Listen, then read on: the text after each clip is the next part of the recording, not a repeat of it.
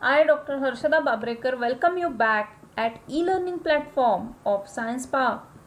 Let us continue with measurement and effects of heat, chapter 14.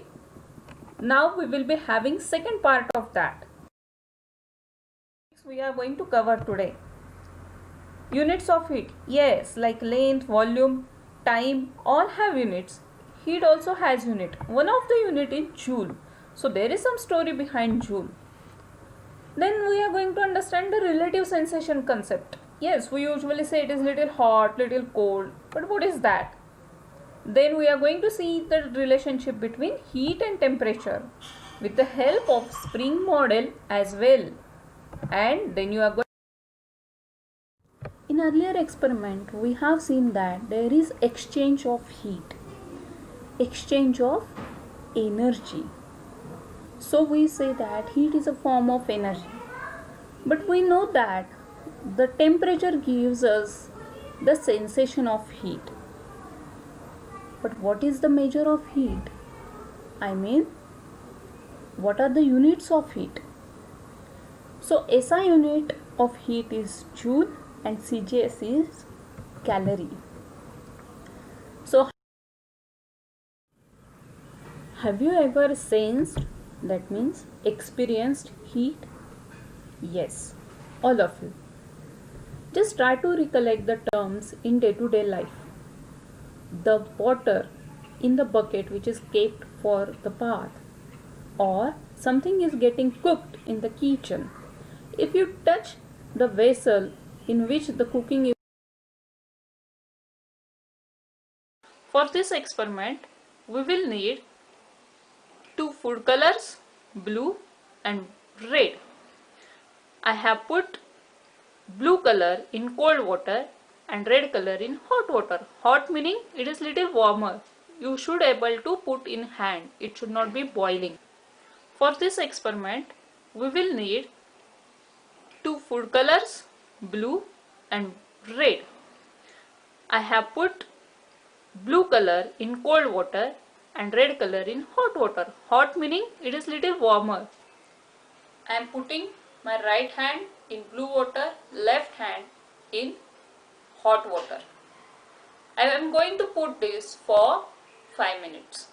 After 5 minutes, I am going to put my both hands in normal water. Oh, my right hand is getting the sensation of warmth, whereas left hand is getting the sensation of coldness. Why is this so, friends? असं का बरं होतंय? The thing is that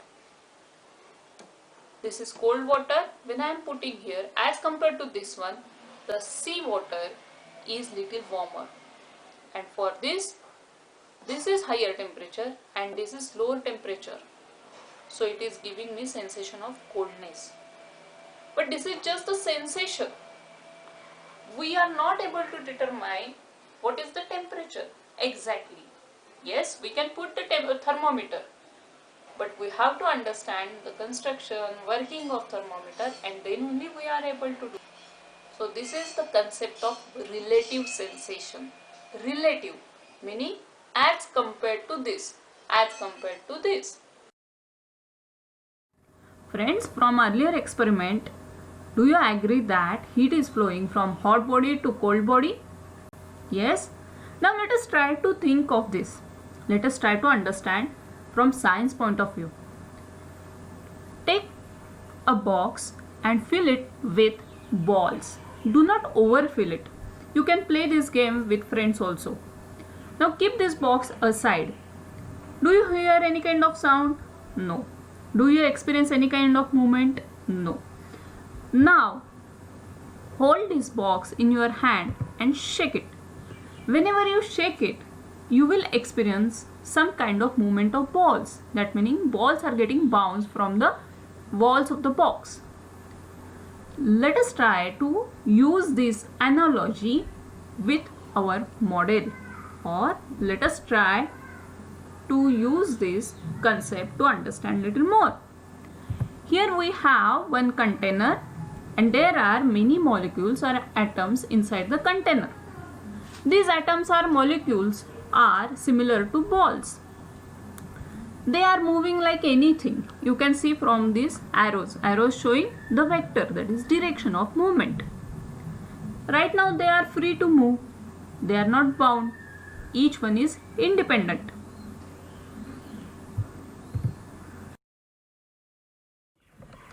The balls in the box are independent. Those are not connected with each other. But in our atomic model, means where we consider atoms, these balls are connected. Now let us consider these balls as atoms.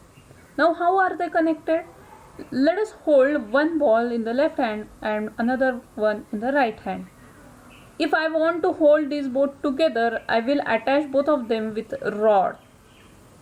That rod we consider is not at all flexible. So if I try to pull both the balls, those will get detached, which is the case at present. But in reality, all these balls are attached together, and rod is not so rigid. It is kind of spring. So let us see the spring model. So one end of the spring is at the ceiling, and another I have attached a heavy box. If I stretch that heavy box, it will vibrate continuously till it loses its energy, that we know. So these vibrations will continue. Similarly, in case of our balls, if we consider three balls, like drawing three dots on a plain paper. Now these three dots or these three balls are connected with each other with the help of spring. When they get sufficient energy, that meaning either we will stretch or compress that spring, they will move continuously till they lose their energy.